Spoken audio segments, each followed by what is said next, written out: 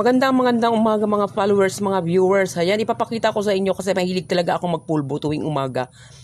Namumblema ako ngayon sa Johnson powder kasi tuwing pulbo ko na lang, akala ko yung nabili kong pulbo ay cornstarch or ano pa dyan. Kasi minsan pag bumibili ako ng Johnson powder, hindi na ako nagbabasta-basta, tinitingnan ko lang yung kulay ng kanyang cup.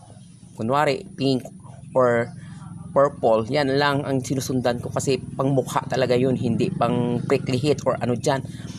Hayan, tingnan nyo, kung napapansin nyo ba, pag i-plain ko ng ganon yung polvo, ay namumuo.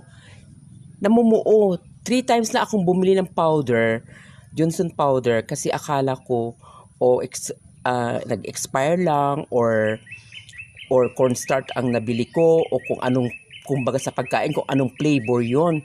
Pero ang